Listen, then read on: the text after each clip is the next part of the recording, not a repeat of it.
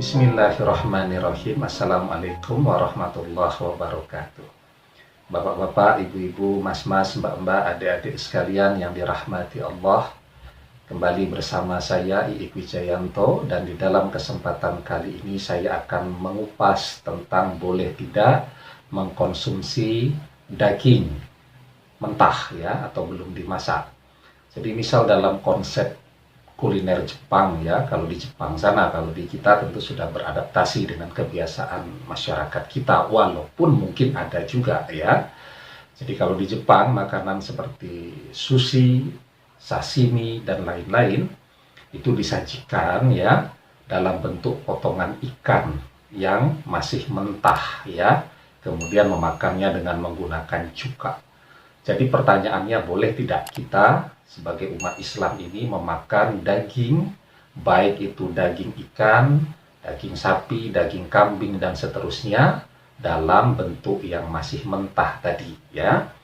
Jadi yang pertama yang harus kita lihat bahwa prinsip dasar mengkonsumsi daging hewan ya, itu adalah diperbolehkan. Kita bisa melihat di dalam surat Al-An'am, Allah Subhanahu wa ta'ala berfirman, "Wa ma lakum alla ta'kulu mimma dzukira smullahi 'alaihi wa qad fasalla lakum ma harrama 'alaikum." Mengapa kamu tidak mau memakan binatang-binatang yang halal yang disebut nama Allah ketika menyembelihnya, padahal sesungguhnya Allah telah menjelaskan kepada kamu apa yang diharamkannya atas kamu ya. Itu prinsip dasar bolehnya kita mengkonsumsi daging hewan ya yang disembelih dengan nama Allah, kemudian kecuali yang memang sudah disebutkan keharamannya. Nah, para ulama sendiri ya di dalam bab masalah mengkonsumsi daging mentah tadi itu berbeda pandangan ya.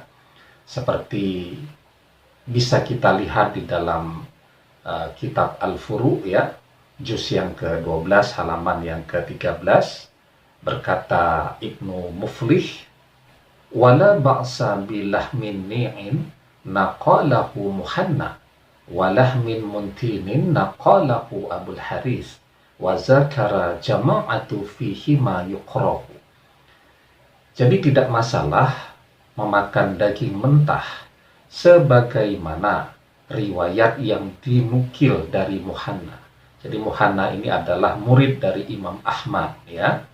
Juga dibolehkan makan daging yang sudah bau sebagaimana riwayat yang dinukil oleh Abu Harith ya. Sementara sekelompok ulama Hambali menyatakan tentang daging mentah dan daging yang sudah bau itu adalah makruh ya. Nah, jadi ini ada dua pandangan di antara para ulama, antara yang mengatakan boleh dengan sebagian yang mengatakan makruh ya. Jadi kalau ditanya ke saya apakah mengkonsumsi daging mentah atau daging ikan mentah ya yang ada dalam berbagai konsep kuliner tadi boleh atau makruh, saya lebih condong kepada pendapat yang mengatakan makruh ya. Jadi secara sains ya, ilmu pengetahuan sudah membuktikan bahwa makanan ya yang belum dimasak tentu banyak mikroba yang berbahaya untuk kesehatan manusia. Ada parasit, berbagai macam cacing-cacingan ya, walaupun kemudian bisa jadi ada klaim bahwa dengan dibasuh menggunakan cuka atau zat-zat tertentu itu bisa menghilangkan faktor-faktor tadi.